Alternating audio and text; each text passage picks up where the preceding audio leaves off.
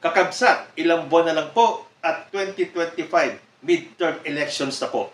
Kaya kilalanin po natin ang mga kakandidato sa pagkasenador sa line-up ni President Bongbong Marcos o ng administrasyon, ng Maisog, ng Makabayan Bloc at ng Liberal Party. Busisiin niyo pong mabuti, kilalanin ninyo ang ating mga kandidato at gumawa na po tayo ng listahan para pagdating ng May 2025, handa na po kayo sa pagboto.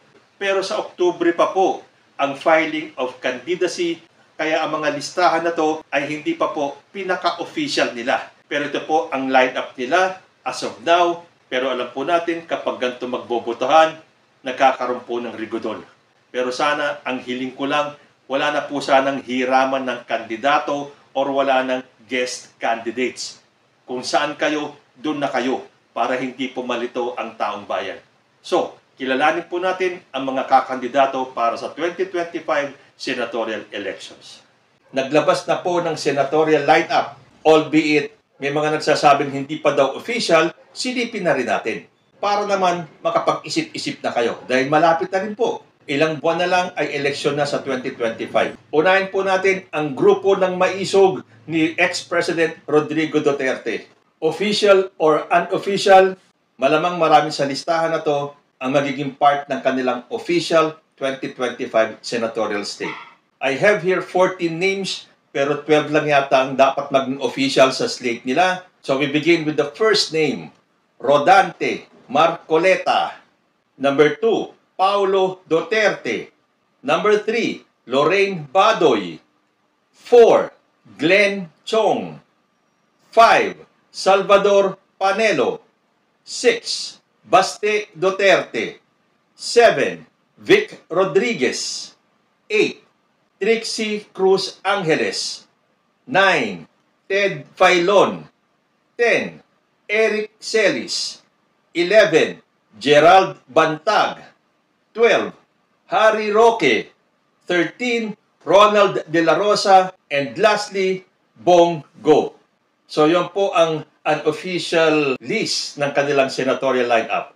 Sino sa tingin nyo ang papasok dyan? Pero kung papansinin ninyo, nagsama-sama po dito sa listahan nila yung mga toxic at mga bitter na kandidato. Good luck na lang po sa inyo. Pero siyempre, matatalino na po ang mga Pilipino. Mamili po tayo na mga karapat-dapat. At alamin po natin ang background nila at ang background ng grupo nila at ang background ng pamilya nila. And then, mamili po tayo kung sino ang gusto nating iupo sa Senado. Sa grupo naman po ng Makabayan Bloc, 10 ang pangalan sa kanilang senatorial slate. Dati kasi 7 lang yung kanilang inilabas, nagdagdag sila ng 3 pa para maging 10. So ang mga kasama na po sa kanilang slate ay si Piston Chairman Modi Floranda. Pangalawa, si Kadamay member Mimi Doringo at galing sa Filipino Nurses United, si Jocelyn Andamo. Kasama pa rin po si Alliance of Concerned Teachers Representative Franz Castro. Gabriela Party List Representative Arlene Brosas. Kilusan Mayo 1 Secretary General Jerome Adonis. Former Gabriela Party List Representative and former National Anti-Poverty Commission Chairperson Liza Masa. Pamalakaya Vice Chairperson Ronel Arambolo. Bayan Muna Representative and bagong alyansang Makabayan Chairperson Teddy Casino at si Kilosang Magbubukid ng Pilipinas Chairperson Danilo Ramos. Sabi po ni Bayan Muna Chairman and Makabayan Co-Chairperson Nery Colmenares, yung pong kanilang slate represents their unwavering dedication to the principles of nationalism, democracy, and social justice. So, good luck din po sa grupong ito ng Makabayan Bloc. Although marami po sa kanila ay talagang hindi kilala.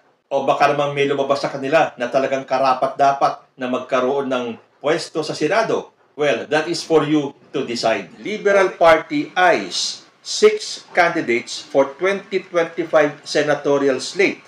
The Liberal Party plans to field only 6 candidates for its senatorial slate in the 2025 midterm elections. Sabi po yan ni 1st District Albay Representative Edsel Lagman.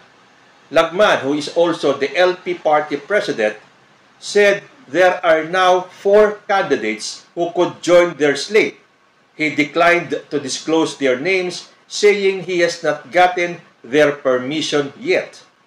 Palagay ko, hindi kami maglalagay ng full slate na 12. Last February, LP spokesperson Laila De Lima said former Senators Kiko Pangilinan and Bam Aquino will seek a comeback to the upper house as part of their senatorial ticket.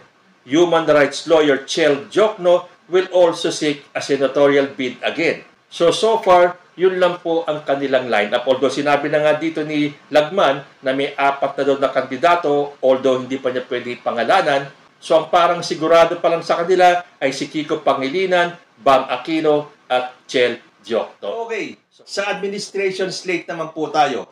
Ito po ay inilabas ni Senator Amy Marcos. Senator Amy Marcos disclosed the lineup of senatorial candidates who will be endorsed by her brother, President Ferdinand Bongbong Marcos Jr. in the 2025 national and local elections. Although nagsalita po si South Cotabato Governor Reynaldo Tamayo Jr., who is the president of Marcos's party, PFP, dininay po niya na meron ng administration ticket.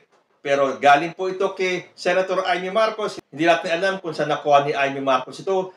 Pero ito naman siguro ay mga proposed candidates ng mga partidong andyan sa alyansa. So, simulan po natin sa PFP or Partido Federal ng Pilipinas. Nandiyan po si Manny Pacquiao, Benhur Abalos, and Francis Tolentino. Galing naman sa Lakas CMD, Bong Revilla at si Erwin Tulfo. From NPC or Nationalist People's Coalition, we have Tito Soto, Ping Lacson, Lito Lapid, and Abby Binay.